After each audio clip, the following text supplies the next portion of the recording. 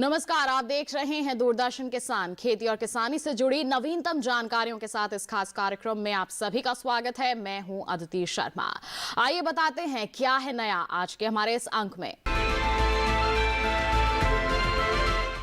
किसानों को देश के लिए दलहन एवं तिलहन का उत्पादन करने हेतु और अधिक प्रोत्साहन, बिचौलियों के चक्रव्यूह को चकनाचूर करने और किसानों की मेहनत की भरपूर कीमत देने की गारंटी है कृषि सुधार विधेयक। देश भर में एमएसपी की व्यवस्था पहले की तरह जारी रहेगी और इसमें कोई बदलाव नहीं किया जाएगा। न्यूनतम समर्थन मूल्य पर धान खरीदने के लिए 41,084 किसानों को करीब 1,082 करोड़ रुपए का भुगतान।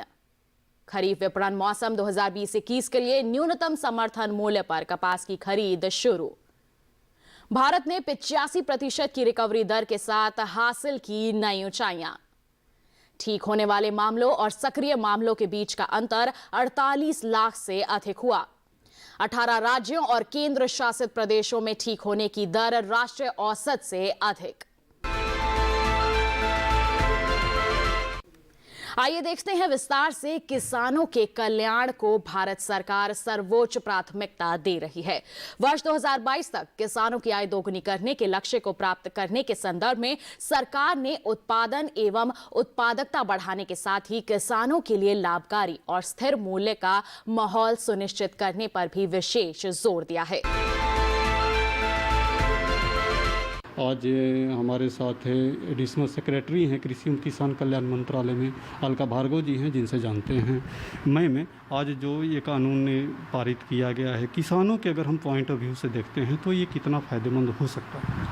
नहीं, ये आपने बिल्कुल सही कहा। ये तीनों जो अभी नए कानून आए हैं ये बहुत ही कोई एक तरह से मील का पत्थर बनेंगे। ये हमारे जिस तरह की कृषि भारत में कृषि और कृषि विपणन चल रही है, क्योंकि इसमें जो पहला कानून बना है वो उसमें one nation one agri market का जो विजुलाइज करा गया था वो अब बिल्कुल सच्चाई पे आ गया है। क्योंकि इसमें जैसे हम लोग सब जानते हैं कि पहले जो किसान थे वो उनको बाय फोर्स, क्योंकि सबसे पास वाली जो मंडी थी उसी की जानकारी रहती थी तो वो वहीं जाते थे और ज़्यादा से ज़्यादा कोई अगर आसपास कोई और मंडी रही तो वहाँ पे, लेकिन एक राज्य से दूसरे राज्य में वो अपना सामान नहीं ले जा सकते थे। लेकिन अभी जो ये नया कानून आया है इसमें जो ऑप्शंस हैं कि किसान कहाँ बेचना चाहता है, किसको बेचना चाहता है, कैसे बेचना चाहता है, ये इसको पूरा स्वतंत्रता मिल गई है। तो अब वो मंडी में भी अगर चाहे तो मंडी में जा सकता है, जो एपीएमसी मार्केट है, अगर उसको लगता है कि फ़ायदा वहाँ पर है तो वो वहाँ पे जा सकता है। अदरवाइज़ जो डायरेक्ट मार्केटिंग के ऑप्शंस हैं कि अपने खेत से या वेयर हाउस से, कोल्ड स्टोरेज से, कहीं से भी वो अपना माल बेच सकता है।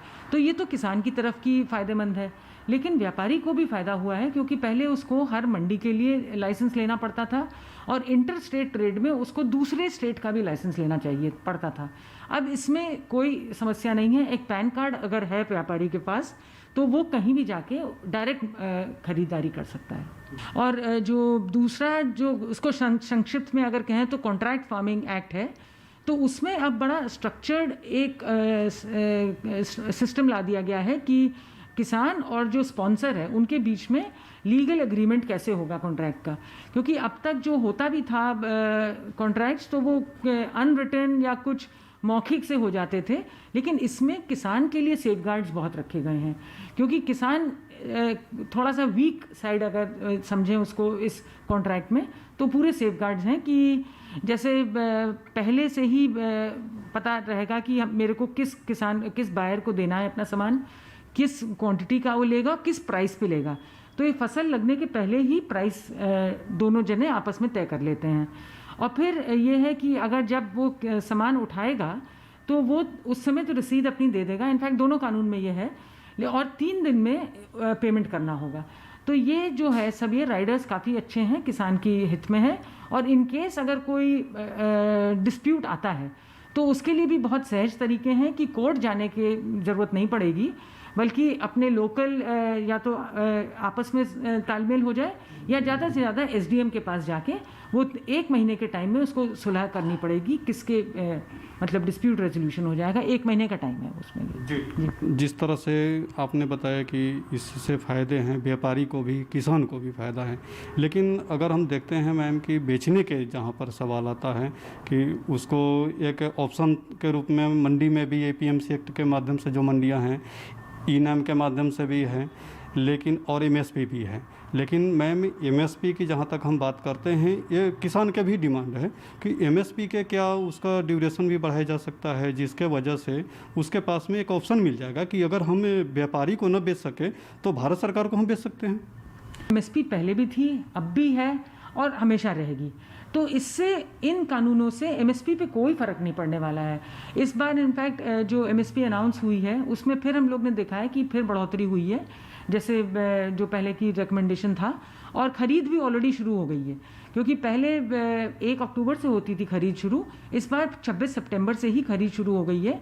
तो इसको तो बिल्कुल खंडित करना चाहिए एट ऑल लेवल्स कि इन कानून से आने से एमएसपी पे कोई फ़र्क नहीं पड़ रहा है, एमएसपी चालू रहेगी जैसे हमेशा से रही है। जी, अगर हम कॉन्ट्रैक्ट फार्मिंग की बात करते हैं मैम, तो कॉन्ट्रैक्ट फार्मिंग से छोटे किसान हैं उसको कितना फ़ायदा होगा, और क्या देश में ऐसा कहीं पर एक मॉडल के रूप में विकसित किया गया है? ये कॉन्ट्रैक्ट फार्मिंग इनफैक्ट मैं ये कहूँगी, ये तीनों जो एक्ट आए हैं तो इनको अलग से ना देखा जाए, इसके साथ साथ बहुत सारे रिफॉर्म्स और भी लिए गए हैं, बहुत नई स्कीम्स आई हैं मंत्रालय में।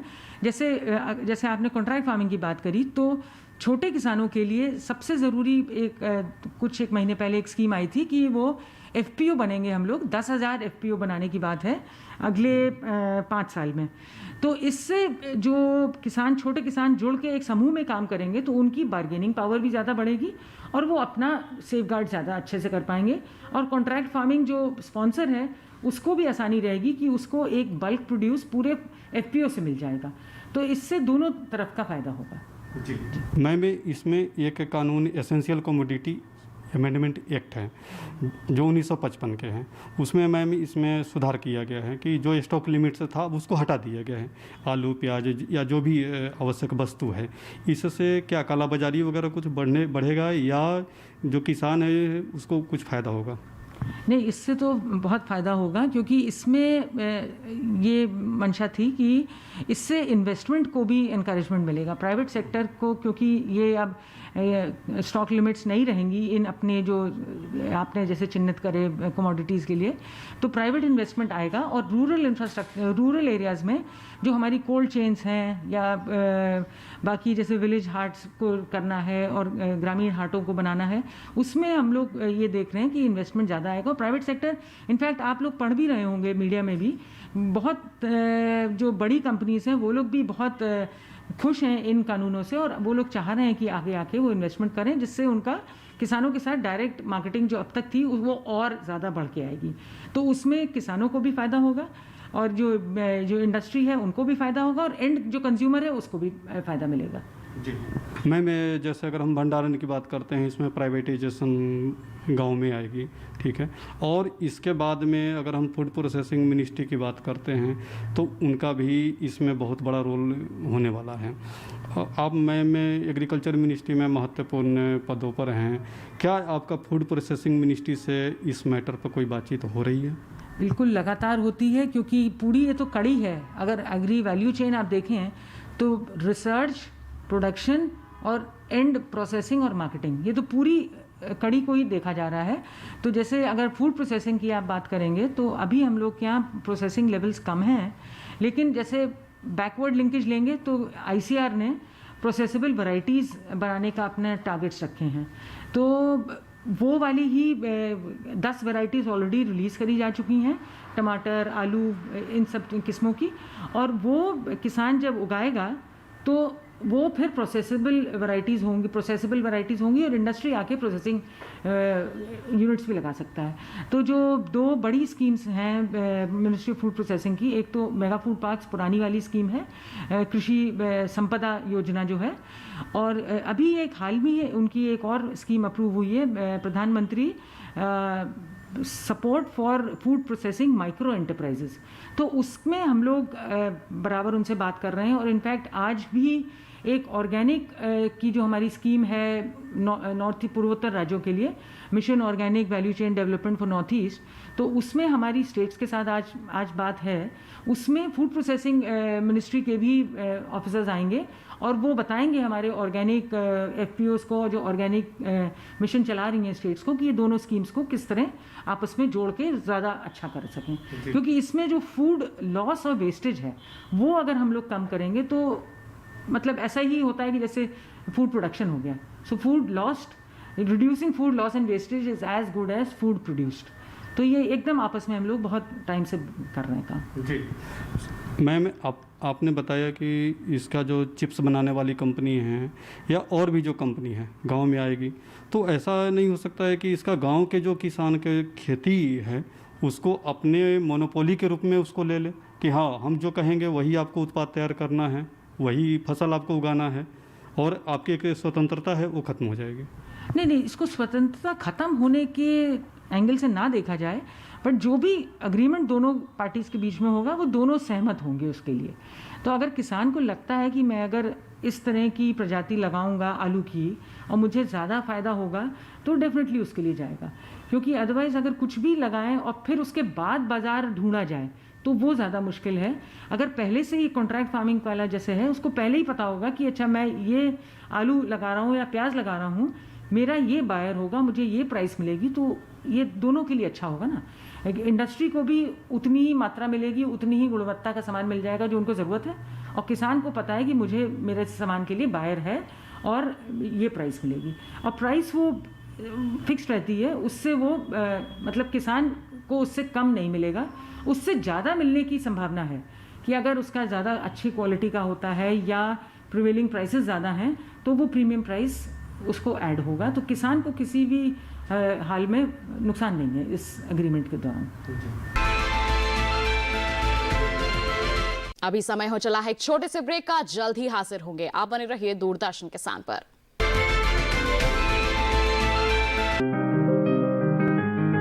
बीमारियों से कैसे बचेगी फसल,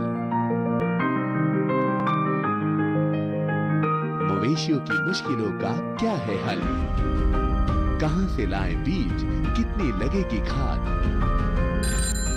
किसानों के हर फोन का विशेषज्ञ देंगे जवाब। देखिए हेलो किसान लाइव सोमवार से शुक्रवार शाम 6 बजे।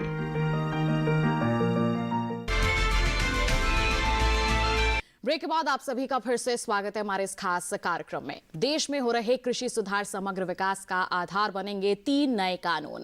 कृषि उपज व्यापार और वाणिज्य अधिनियम 2020, कृषक कीमत आश्वासन और कृषि सेवा पर करार विधेयक 2020 और आवश्यक वस्तु अधिनियम 2020। आइए जानते हैं इनके बारे में विस्तार से। सर, जिस तरह से आप बताएं कि किसान को फ्रीडम होगा, एक राज्य के अपने किसान है, अपने राज्य में कहीं पर भी बेच सकता है, दूसरे राज्यों में भी बेच सकता है, यह उसकी फ्रीडम है। लेकिन सर सवाल यहाँ पर यह है कि जो मंडी है एपीएमसी एक्ट कानून के तहत है, उस मंडी को क्या होगा। और दूसरा जो स्वतंत्रता की बात है सर, तो एमएसपी पर खरीदे। अक्सर देखा जाता है कि जब फसल तैयार होता है तो कुछ सप्ताह या कुछ दिन के लिए एफसीआई खरीदती है, तो क्या सर इसको ड्यूरेशन भी बढ़ाया जा सकता है? देखिए, जो मंडी की व्यवस्था है उसमें कोई छेड़छाड़ नहीं की गई है। मंडी प्रांगण यथावत रहेंगे, मंडी प्रांगणों में खरीदी की व्यवस्था यथावत रहेगी। राज्य सरकारें मंडी प्रांगणों में अपने रेगुलेशंस को लगा सकती हैं, मंडी फीस लगा सकती हैं। जो बोली की व्यवस्था है मंडियों में वो यथावत रहेगी। तो मंडी का विकल्प किसान के लिए उपलब्ध है। उसी तरह जो हमारी व्यवस्था खरीदी की है, जो मिनिमम सपोर्ट प्राइस सरकार घोषित करती है और उस पर खरीदी की व्यवस्था करती है, खरीदी की व्यवस्था यथावत चालू रहेगी। किसान को विकल्प ये भी उपलब्ध रहेगा कि अगर बाज़ार के भाव नीचे होते हैं तो एमएसपी पे वो अपनी फसल को जैसे अभी बेचता है वैसे बेच सकता है। केंद्र सरकार और राज्य सरकारें मिलकर जो एमएसपी की व्यवस्था करती हैं वो एज इट इज़ आगे भी व्यवस्था रहेगी। जहाँ तक एमएसपी के ऊपर ड्यूरेशन बढ़ाने का सवाल है, एमएसपी का जो ऑपरेशन है वो निश्चित अवधि के लिए होता है। जैसे दाल दलहन तिलहन के लिए 90 दिन की खरीदी की व्यवस्था होती है, उसी तरह FCI भी फूड मिनिस्ट्री के माध्यम से अपने दिन डिक्लेयर करता है, 45 दिन 30 दिन 60 दिन जब MSP की खरीदी के दिन होते हैं। तो उस व्यवस्था चूँकि पूर्व से चली आ रही है और उसी व्यवस्था में आगे भी विकल्प किसान को उपलब्ध है, तो उस व्यवस्था में परिवर्तन का भी कोई किसी प्रकार का कारण नहीं है, तो वो व्यवस्था ऐसे ही चलती रहेगी। सर, कॉन्ट्रैक्ट फार्मिंग से संबंधित जो कानून है उसमें सर बड़े किसानों को तो लाभ हो सकता है, क्योंकि जो सर व्यापारी है तो ज़्यादा से ज़्यादा वो लैंड है एक्वायर कर करके और वो सोचेगा कि एक बड़े किसान है उससे हम करार करें। लेकिन जो सर छोटे जो 2 हेक्टेयर से कम वाले किसान हैं उनका क्या हो सकता है इसमें? देखिए, जो छोटे किसान हैं उसी को ज़्यादा लाभ है। जो बड़ा किसान था उसके पास तो अभी भी बहुत विकल्प थे और उसके पास साधन भी थे, तो वो नए बाज़ार में जाके अपना उपज को बेच सकता था और उसकी बार्गेनिंग पावर भी थी। पर जो छोटा किसान था उसके लिए मुश्किल था कि वो ऐसे बाज़ार उसको उपलब्ध हों जहाँ पे उसकी फसल को अच्छी कीमत मिले, या उसको ऐसी तकनीक उपलब्ध हो या ऐसा बीज उपलब्ध हो जिससे उसकी आमदनी बढ़े, उसकी प्रोडक्शन बढ़े। अब जब ये फार्मिंग एग्रीमेंट्स का एक्ट आया है, इस एक्ट के आने से जो छोटे किसान हैं उनको सीधा लाभ होगा। छोटे किसान संगठित होकर FPO के माध्यम से या सीधे भी अगर वो खरीदार के साथ अनुबंध करेंगे तो उन अनुबंधों के माध्यम से उनको नई तकनीक भी मिलेगी, उनको नए तरह के बीज और नई तरह का जो कृषि ज्ञान है वो मिलेगा और उसके माध्यम से वो खरीदार को अपनी उपज को पहले से बेच पाएंगे। उनके पास ऐसी उपज वो उगा पाएंगे जिसमें उनको सरप्लस हो और जिनकी वैल्यू ऐसी हो जिसमें बहुत अधिक मूल्य उनको मिले। जैसे बहुत ऐसे प्रोड्यूस हैं जो अगर वो किसान को ज्ञान नहीं हो, एवोकाडो है या एक्सपोर्ट ओरिएंटेड कोई प्रोड्यूस है या अच्छी किस्म का केला है या अच्छी किस्म का आम है या अच्छी किस्म की सब्जियां हैं या अच्छे किस्म का अनाज है, कई चीज़ें ऐसी हैं जिनकी बाज़ार में प्रीमियम वैल्यू है, जैसे ऑर्गेनिक प्रोड्यूस है। तो छोटे किसान को तो बहुत बड़ा फ़ायदा होगा क्योंकि ख़रीदार उसको तकनीक देगा, उसको नई तरह का ज्ञान देगा और उस ज्ञान का लाभ लेके ये किसान ज़्यादा से ज़्यादा आमदनी थोड़ी ज़मीन पे भी कर सकेंगे। सर, APMC एक्ट के माध्यम से जैसे कहा जा रहा है कि मंडी कानून में सुधार से किसानों को ज़्यादा से ज़्यादा फायदा होगा, लेकिन सर कहीं किसी स्टेट में ऐसा भी देखा जाता है कि APMC एक्ट के माध्यम से मंडियां नहीं है, रेगुलेट नहीं हो रही है, तो वहाँ के किसान कैसे सर लाभान्वित हो सकता है? देखिए, बिहार और केरला ऐसे राज्य हैं जिनमें पूर्व से ही APMC नहीं है। उन्होंने वहाँ पे केरला में कभी भी APMC की व्यवस्था नहीं थी और बिहार ने APMC की व्यवस्था समाप्त की थी। इन राज्यों में भी इसका लाभ इसलिए होगा कि अभी जो व्यवस्थाएं हैं उसमें संगठित व्यवस्थाएं कम हैं। जैसे ई-ट्रेडिंग प्लेटफॉर्म अभी उपलब्ध नहीं है जितनी अच्छी व्यवस्था ई-ट्रेडिंग की होनी चाहिए। वेयर हाउस पे, साइलो पे खरीदारी के लिए प्रॉपर कानून नहीं है। जो किसान वेयर हाउसिंग रिसीट के माध्यम से अपना स्टोर्ड प्रोड्यूस को बेच सकता है, वो नए कानून के अंतर्गत है जो पहले उसकी व्यवस्था नहीं थी। फिर जो इंटरस्टेट ट्रेड है, अगर बिहार का किसान महाराष्ट्र में जाके अपनी फसल बेचता है, महाराष्ट्र का व्यापारी बिहार से ख़रीदना चाहता है, पहले उस पर रिस्ट्रिक्शन थी क्योंकि महाराष्ट्र के एक्ट में उसके ऊपर दोबारा से टैक्स लग जाता था। तो उसके ऊपर जो महाराष्ट्र का किसान है उसको जाके बिहार में ख़रीदने में ज़्यादा टैक्स देना पड़ता था। अब अगर वो ख़रीदेगा और इस कानून के माध्यम से उसको सीधा खरीदारी का लाभ मिलेगा तो किसान सीधा अपनी उपज कहीं भी अपने देश भर में बेच पाएगा, जो पहले सिर्फ नज़दीक के व्यापारी को या नज़दीक के बाज़ार में बेच पाता था। तो उसका लाभ भी ऐसे राज्यों में होगा जहाँ पे APMC की व्यवस्था नहीं थी। तो ये दोनों ही तरह के राज्यों में लाभ होगा। जहाँ पे मंडी की व्यवस्था है, APMC की व्यवस्था है, वहाँ पे नए विकल्प मिल जाएंगे, APMC की व्यवस्था भी यथावत रहेगी। और जहाँ पे APMC की व्यवस्था नहीं थी वहाँ पे चूँकि नए विकल्प संगठित तौर पे मिलेंगे तो उससे भी किसान को बड़ा लाभ होगा और ख़ासकर जो इंटरस्टेट ट्रेड के बैरियर्स हटे हैं उसका लाभ किसान को होगा। अगर बिहार की, जैसे आपने सर बताया, केरला की बात किया, तो सर वहाँ पर APMC एक्ट के माध्यम से मंडियाँ नहीं हैं और ई-ट्रेडिंग के माध्यम से भी ई-नैम है, उसके माध्यम से भी लोगों के अवेयरनेस नहीं है, ज़्यादा जानकारी नहीं है, और इस तरह से अगर हम फ्री कर देते हैं तो फिर किस तरह से उनको फ़ायदा होगा? नहीं, ई-नैम की व्यवस्था भी सिर्फ मंडियों में थी, तो इन राज्यों में ई-नैम की व्यवस्था पहले नहीं थी। और ई-नैम अकेला ई-ट्रेडिंग प्लेटफॉर्म नहीं रहेगा।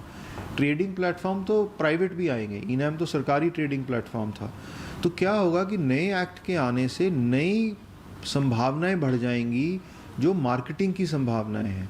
तो उन राज्यों में जहाँ पे मंडियाँ नहीं हैं, उनमें भी नए विकल्प किसानों को मिलेंगे, प्रतिस्पर्धा बढ़ेगी, तो उनको भी लाभ होगा। और जहाँ पे मंडियाँ हैं वहाँ पे तो लाभ होगा ही, क्योंकि मंडियों की व्यवस्था को छेड़ा नहीं गया है, मंडियों में भी वो बेच सकता है, और मंडी के बाहर की व्यवस्था अब सुदृढ़ हो जाएगी, विकल्प मिल जाएंगे। तो दोनों तरह के राज्यों में इसका लाभ होगा। सर, एसेंशियल कमोडिटी एक्ट के माध्यम से जिस तरह से अमेंडमेंट उसमें किया गया है कि अब जो स्टॉक लिमिट्स है उसको हटा दिया जाएगा, तो सर ये क्या उसको कालाबाजारी बढ़ने की संभावना है या किसानों की इससे फ़ायदा हो सकता है? देखिए, इसका किसानों को ही सीधा फ़ायदा होगा।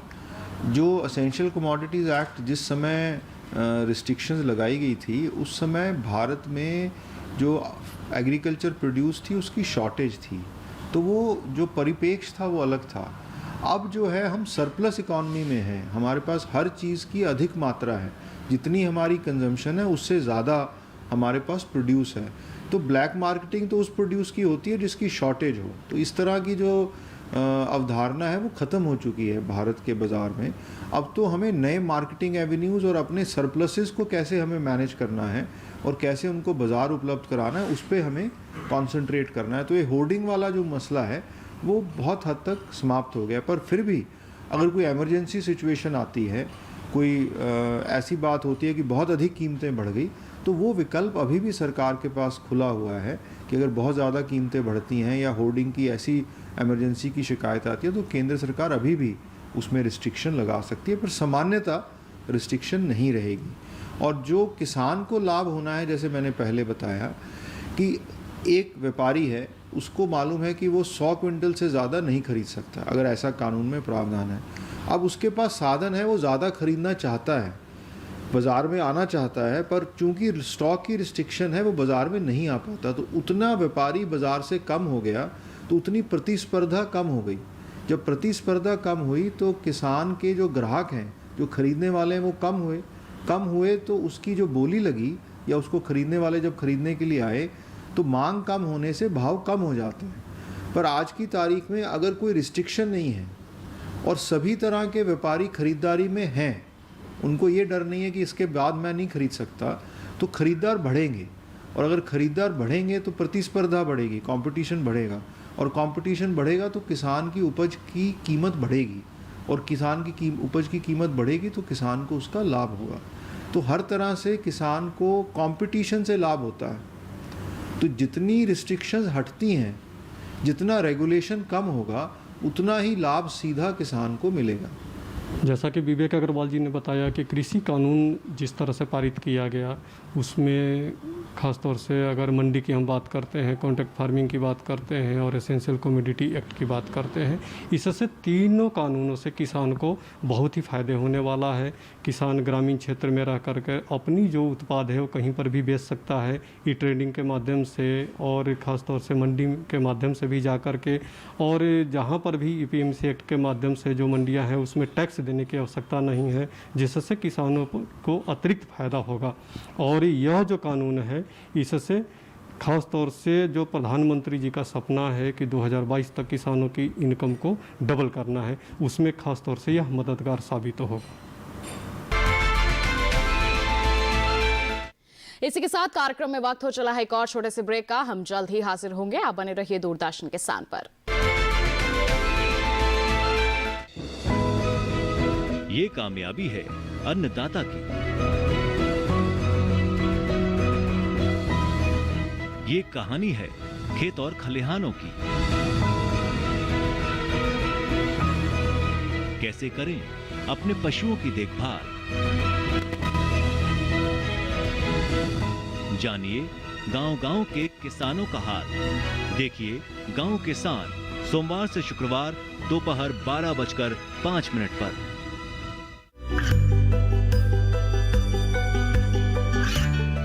गांवों और पिछड़े क्षेत्रों में सरकारी योजनाओं की जानकारी पहुंचा। देश में कौशल और क्षमता विकास कर ग्रामीणों को सामाजिक बदलाव और विकास से जोड़ने की दूरदर्शन किसान की पहल चौपाल चर्चा देखें सोमवार से शुक्रवार सुबह 9 बजे।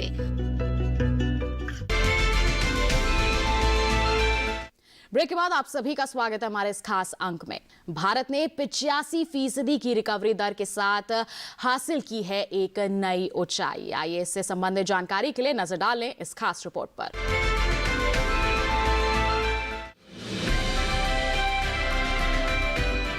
भारत ने एक महत्वपूर्ण उपलब्धि हासिल कर ली है। पिछले कुछ हफ्तों में ठीक होने वाले मामलों की उच्च संख्या का क्रम जारी है और राष्ट्रीय रिकवरी दर आज 85% तक पहुंच गई है। पिछले 24 घंटों के दौरान नए पुष्ट हुए मामलों की तुलना में रिकवर होने वाले मामलों की संख्या अधिक रही है। देश में पिछले 24 घंटों में 82,203 रोगी ठीक हुए हैं, जबकि नए पुष्ट मामलों की संख्या 72,049 रही है। ठीक होने वाले रोगियों की कुल संख्या 57,44,693 हो गई है। इसकी बदौलत अधिकतम ठीक होने वाले रोगियों के मामले में भारत की वैश्विक स्थिति लगातार मजबूत बनी हुई है। बड़ी संख्या में ठीक होने वाले रोगियों की संख्या के चलते सक्रिय मामलों और ठीक होने वाले मामलों के बीच अंतर और अधिक बढ़ गया है। ठीक होने वाले मामलों और सक्रिय मामलों में 9,07,883 के बीच का अंतर 48 लाख यानी 48,36,810 से अधिक हो गया है। ठीक होने वाले मामले सक्रिय मामलों से 6.32 गुना है, जो ये प्रदर्शित करते हैं कि ठीक होने वाले रोगियों की संख्या लगातार बढ़ रही है। देश में सक्रिय मामलों में और कमी आई है और ये 13.44% तक नीचे खिसक गया है और लगातार घट रहा है। राष्ट्रीय आंकड़ों की बात करें तो 18 राज्यों व केंद्र शासित प्रदेशों में रिकवरी की दर राष्ट्रीय औसत से अधिक है। ठीक होने वाले इन नए मामलों में से 75% योगदान 10 राज्यों का है, जिनमें महाराष्ट्र, कर्नाटक, आंध्र प्रदेश, तमिलनाडु, केरल, उत्तर प्रदेश, ओडिशा, छत्तीसगढ़, पश्चिम बंगाल और दिल्ली शामिल है। तो आज के हमारे इस खास अंक में बस इतना ही। आप बने रहिए दूरदर्शन किसान पर। हमें दीजिए इजाजत। नमस्कार।